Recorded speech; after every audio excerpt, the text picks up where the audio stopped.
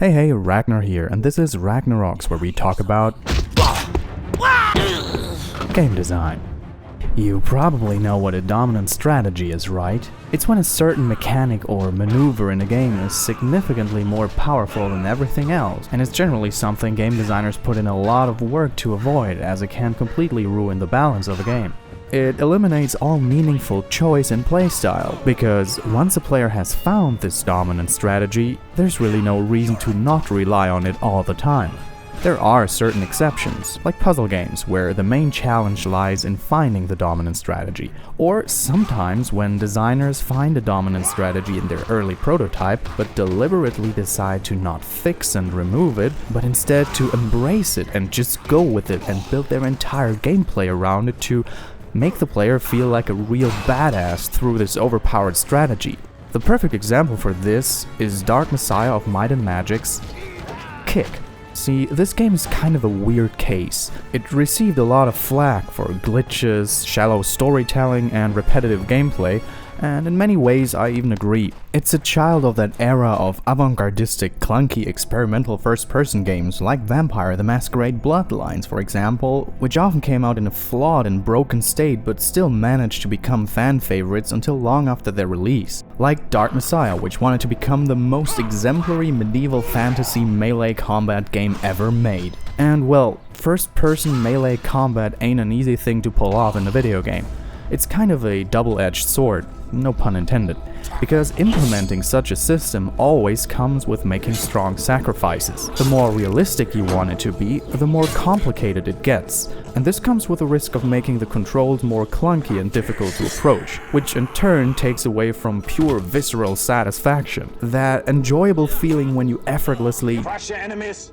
For example, the combat in Warhammer End of Time's Vermintide feels really physical and direct. The entire control scheme and animation set is optimized for instant violent gratification.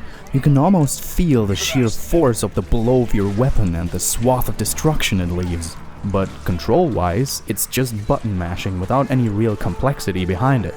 Whereas a game like Chivalry Medieval Warfare, on the other hand, tries a lot more to deliver a complex and believable sword fighting system, which makes it way less approachable and way less responsive and direct in terms of raw brutality. It's a lot harder for the player to achieve that sense of instant satisfaction a Vermintide offers. The reason why pulling off realistic and approachable melee combat is so incredibly hard is because, ideally, the player has to have access to at least one more directional input than in a shooter game. Here, it's just player movement and looking direction, which can be perfectly controlled by WASD and mouse or two analog sticks, but in a sword fight, there's also the independent orientation and movement of the weapon that comes into play. And that's really the main reason why there's yet no game that completely nails every aspect of melee combat perfectly, but only games that shine in one or several disciplines. Dark Souls, for example, is very good at telegraphing enemy combat movements as the main combat challenge, with a rock-paper-scissors-like balance scheme. Classic games like Rune or Die by the Sword delivered a mixture of skill-based, complex, and outright fun multiplayer gameplay. Vermintide serves with raw, approachable satisfaction, and the Chivalry delivers a comparably high degree of complexity and realism.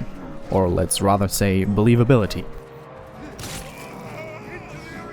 Dark Messiah of Might and Magic, though, manages to achieve a somewhat ridiculous split, because it's actually primarily about melee sword fighting.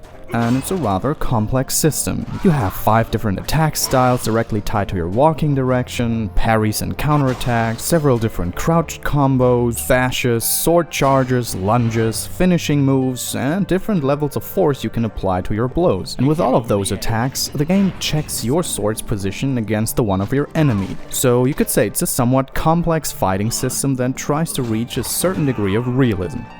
Believability. So not really easy to approach, and as we've said, that often comes with sacrificing satisfactory gameplay, if it weren't for the game's iconic kick. The kick is, simply put, according to the popular culture of the internet, OP as fuck. It's over-exaggerated, but this feels good. Giving an enemy a kiss of your soul sends him flying around way further than you would expect from a rather realistically held combat game. The progression system offers 3 different skill trees: magic, stealth, and sword fighting. but actually the kick, which you have access to right from the get-go, is stronger than any technique or spell you can unlock over the course of the game. To kill a guard in a one-on-one sword duel, you have to land several well-placed cuts, stabs and slashes, countering his defense until he goes down and subsequently give him the killing blow. Or you can just kick him in the spikes and he's instantly dead. Now, this may seem like a terrible balancing mistake, a dominant strategy that the designers have overlooked somehow and failed to fix it. But that is clearly not the case, because it's apparent that they realized how awesome this mechanic feels and decided to build the entire game, and especially the level design around that. Pretty much in every situation you'll find spikes on the wall that have literally no architectural reason to be there, other than to give you a means to impale your enemies. There is always a fire or an abyss nearby, or another lethal contraption to catapult your foes into. And just in case you forget it at some point, don't worry, you'll get actively reminded of these opportunities. But it really doesn't feel like you're exploiting a dominant strategy. The game manages to make you feel like you're really smart, blessed with a supernatural situational awareness and combat prowess when you're in a long and grueling fight against a handful of orcs and you suddenly see the opportunity to kick one of them into a wall of spikes in the heat of the battle.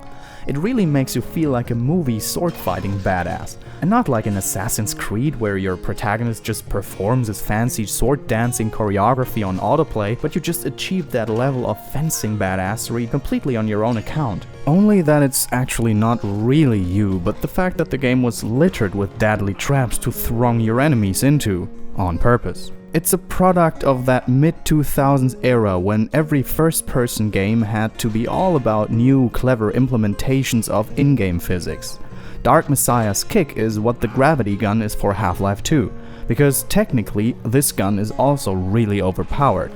But it doesn't matter because it feels awesome, and the game makes sure that you always have an opportunity at hand to feel clever by using your surroundings to dispatch an enemy instead of just shooting him. Thank you for watching. If you've learned something useful, please leave a like. For questions and suggestions, write a comment. For news and updates, follow me on Facebook. And to support me with the show, consider joining my Patreon. My name is Ragnar, and I'll see you next time on RagnarRoxx.